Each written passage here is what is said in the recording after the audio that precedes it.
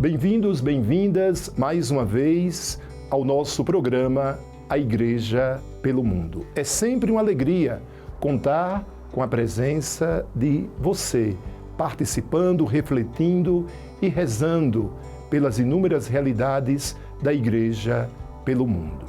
Hoje daremos continuidade ao tema da emigração exportada. Uma expressão tão forte. A maior exportação de Honduras realmente são os seus imigrantes. Então hoje nós vamos tomar conhecimento de algumas iniciativas que tanto ajudam antes deste povo forçadamente partir de Honduras. Fica conosco e vamos conhecer o belíssimo trabalho dos bispos, dos padres, das irmãs, mas também dos leigos. Leigos como você que está nos acompanhando agora e que ajudam este povo hondurenho. Espero e conto com você. A imigração é uma dura realidade em Honduras. Recentemente, nós, bispos, escrevemos uma mensagem e uma das coisas que dizíamos era esta: a maior exportação de Honduras são os emigrantes.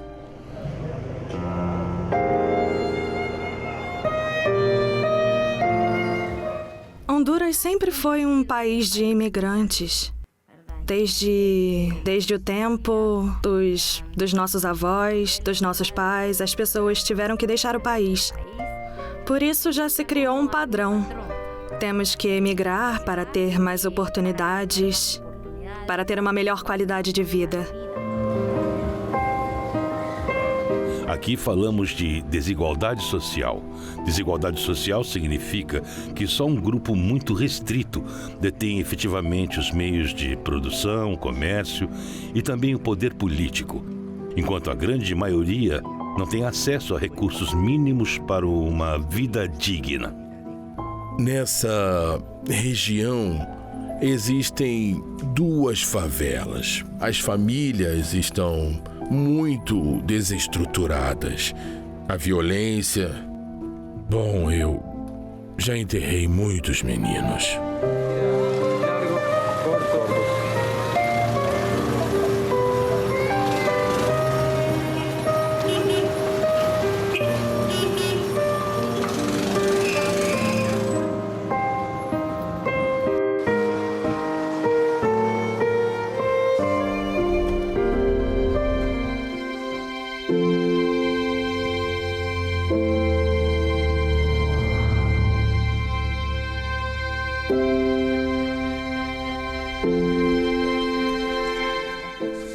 E o futuro? Muitas vezes olho para os mais novos e penso que é isto que eu quero para eles. Tenho esperança que possam aprender e se tornarem autônomos. Me preocupa a educação, basicamente. A educação não tanto como aquisição de conhecimento de coisas. Não, mas aprender a viver e a seguir em frente. Acredito que a educação é a base para poder seguir em frente, porque é o que nos ajuda a pensar diferente. Nos dá consciência de que somos pessoas, de que temos direitos, de que podemos melhorar a nossa vida. Penso que as pessoas estão tomando consciência disso. Por exemplo, quando eu cheguei aqui, o bispo Dom Ángel Garracana me disse que queria ensinar a ler e escrever aos ministros da palavra, muitos que não tinham nem concluído o primário. Para ele, o analfabetismo dificulta a catequese, a formação na igreja, sem saber ler e escrever.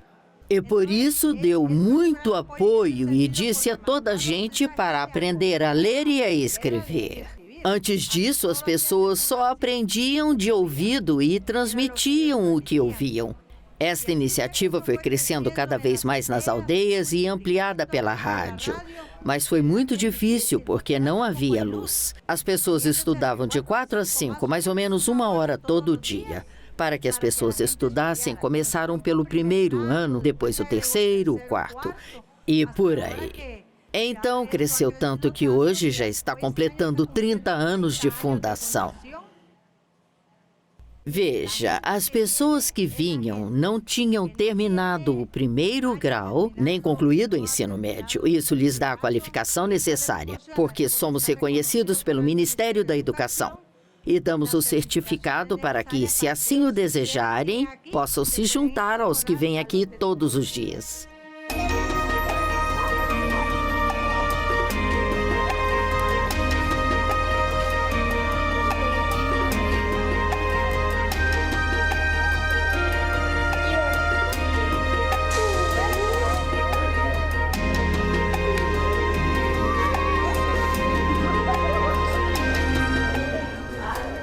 Quando eu era criança, eu era dessa creche.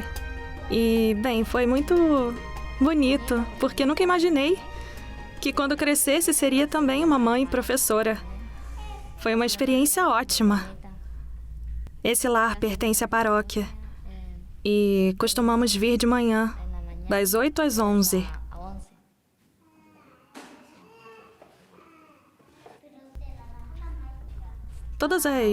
Todas as mães são mães professoras, uma vez que somos mães e também professoras ao mesmo tempo. Assim, temos duas missões: cuidar dos filhos de outras mães, bem como dos nossos.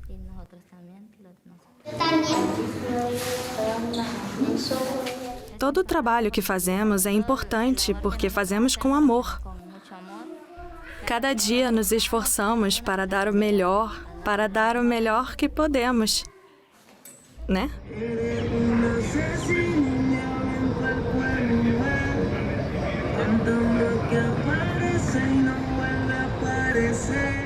Sabemos que vivemos num país muito pobre, onde falta educação, com famílias desestruturadas e tanta coisa. Os jovens, desde cedo, quando cometem algum delito, vão para um centro penitenciário ou para um centro de reabilitação e passam algum tempo presos e depois saem. É difícil a reintegração. Isso porque eles já trazem o rótulo de ex-detentos.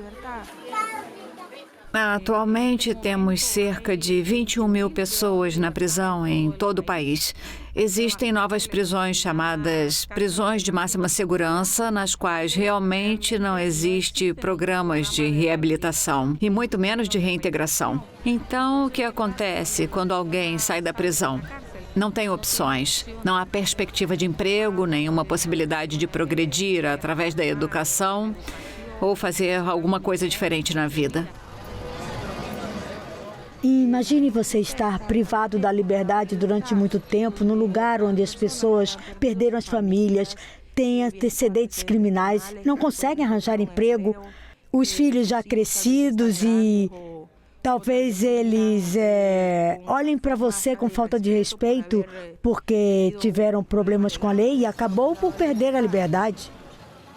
No âmbito da pastoral carcerária, lançamos o Centro de Reintegração Nova Vida, Novas Oportunidades. O nosso desejo e objetivo é que as pessoas venham a este centro e façam parte de um processo positivo de reintegração social.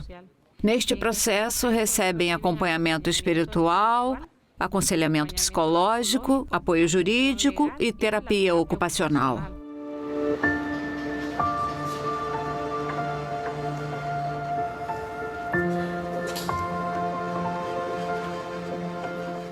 Aqui temos a área da oficina. Neste momento, por exemplo, trabalhamos com a madeira. Então, aqui estão as máquinas e todo o material é para trabalhar com madeira. Aqui fazemos bancadas para a cozinha, mesas e muitos bancos. Trabalhamos com tudo que se pode fazer com madeira. E eu tenho 69 anos e estou sempre aprendendo, porque sempre disse que o saber não ocupa espaço. E então podemos trabalhar, aprender e seguir em frente. Esta é a nossa oficina de costura, que também é importante porque aqui todos os que vêm e têm interesse podem aprender a trabalhar com máquinas industriais, estas máquinas que são utilizadas nas fábricas. Então, quando alguém sai depois de cumprida a pena, sai com a sua ficha completamente limpa. E com o diploma que obtém nesta formação, pode trabalhar numa fábrica, pois sabe operar as máquinas. Eu ainda cumpro pena, mas já estou saindo em regime de liberdade condicional.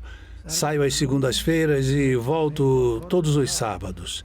Sei que tenho que trabalhar e olhar para o futuro com ânimo e com minha família, a minha mulher e meus filhos. Se mudarmos nosso pensamento, podemos mudar o que fazemos. É o lema que temos sempre na pastoral. Eu sou uma pessoa que cometeu um delito e fui culpada pelo delito que cometi. Mas, graças à pastoral carcerária, pude passar por um processo completo e autêntico de reabilitação.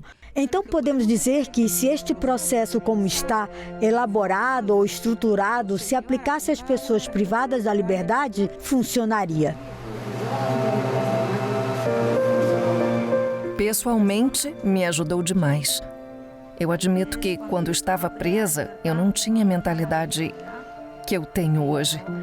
Eu posso dizer que tenho mudado a maneira de pensar graças às terapias que eu fiz aqui, à ajuda que eu tenho recebido da pastoral. De repente, eu me peguei pensando assim: o que eu vou fazer? A sociedade não vai olhar para mim como olha para os outros, vai ser pior. O que eu vou fazer? Ainda mais na condição de mãe solteira. Eu vou ser capaz de sustentar os meus filhos? Será que eu vou voltar a fazer a mesma coisa? Mas apareceu a pastoral e mudou a minha forma de pensar. E agora eu não tenho a mentalidade que tinha. Agora os meus sonhos são viver a minha vida de forma diferente do que era antes. Eu posso recuperar e reconstruir a família que eu sempre quis ter.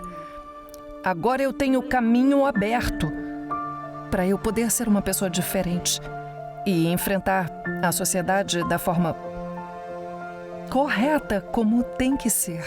Me aproximar mais de Deus. Sabemos que quando nos aproximamos de Deus, as portas começam a se abrir. Deus começa a trabalhar em nós e tudo melhora, porque assim, Deus é a base.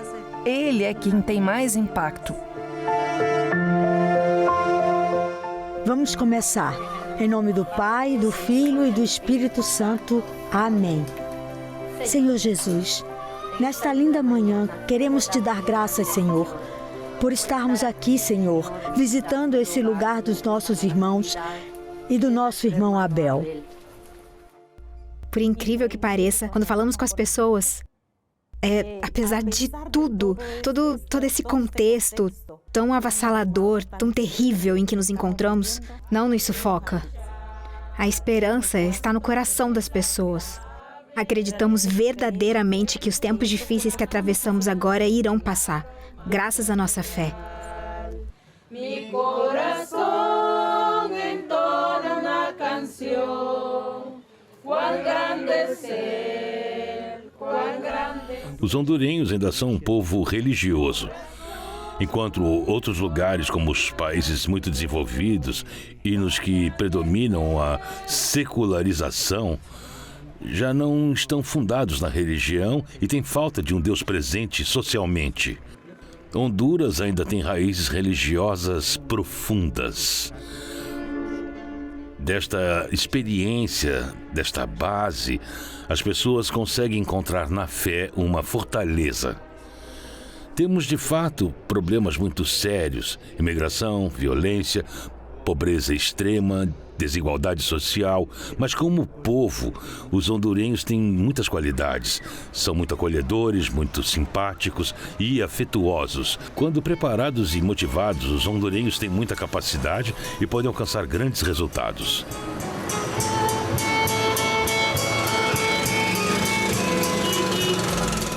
Acreditamos que o Senhor continua a nos acompanhar, que Ele continua a caminhar conosco. E acreditamos que o nosso Senhor nunca nos abandonou nem vai abandonar mesmo nesses tempos cruciais. A fé nos anima. Enquanto os nossos pensamentos se orientam para o futuro, sonhamos com os novos tempos que vão chegar. Prontos para a missão? Levanta a mão quem está pronto para a missão. Isso, vamos falar bem Eu forte sonho, agora. desejo, rezo e quero uma Honduras mais justa, mais fraterna, mais solidária, mais desenvolvida. E cada vez com uma esperança mais forte e mais dinâmica. E o Senhor saberá em que momento e como. Entretanto, nós também temos que ajudar a empurrar isso para frente, para que essa transformação aconteça. A evangelização também tem de ser acompanhada por uma certa tomada de consciência de que as pessoas podem ser ajudadas a acordar e a ser mais críticas na escolha dos seus líderes. E outra coisa é que as pessoas podem levar a vida para frente e não apenas ficar de braços cruzados perante a realidade em que vivemos.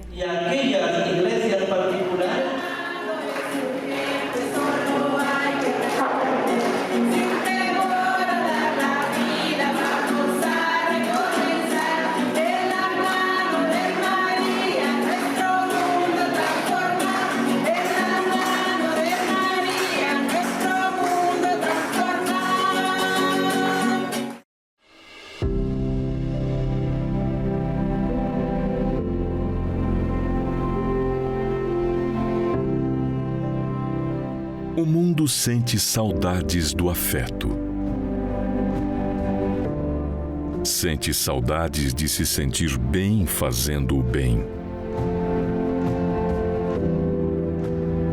Ao mesmo tempo, existem muitas oportunidades para praticar a caridade.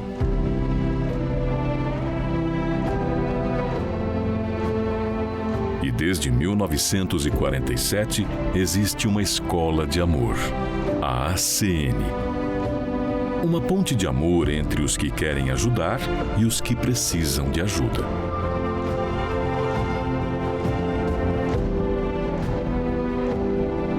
Em lugares onde a miséria rouba a dignidade das pessoas, a ACN chega como uma luz de esperança.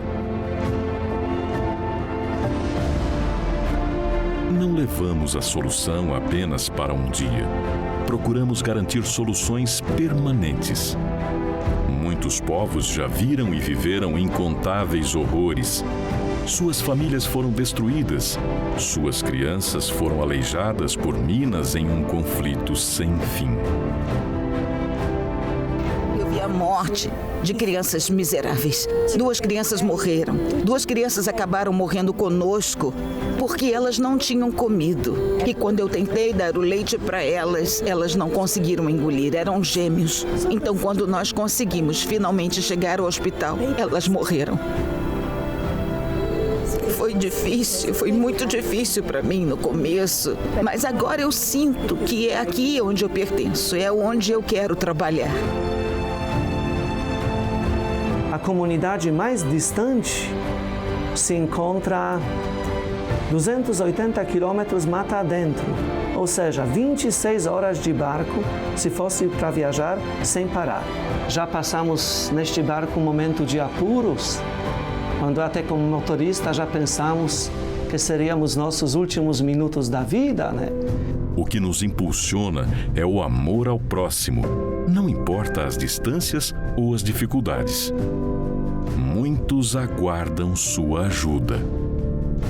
Descubra que ainda hoje há mais alegria em dar do que em receber.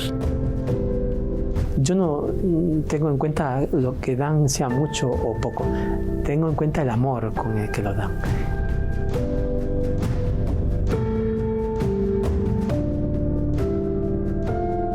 A maior alegria está em ajudar.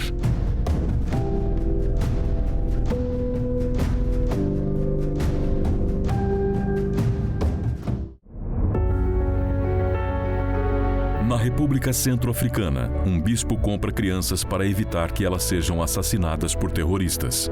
Na Síria, mais de 2.500 crianças que viveram os horrores da guerra recebem leite mensalmente, além de toda a ajuda pastoral. Em Belém do Pará, missionários vão de barco até as ilhas mais isoladas para levar esperança aos que mais sofrem. Tudo isso você pode ver mensalmente no Eco do Amor, o informativo gratuito da Fundação Pontifícia ACN. Ligue agora para 0800 77 099 27 ou acesse o site acn.org.br e peça para receber gratuitamente o seu Eco do Amor.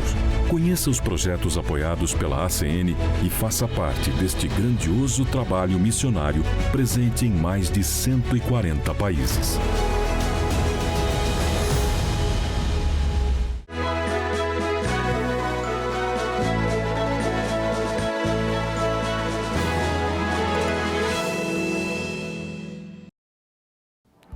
Podemos acompanhar no vídeo que foi apresentado iniciativas que com certeza tocou o nosso coração.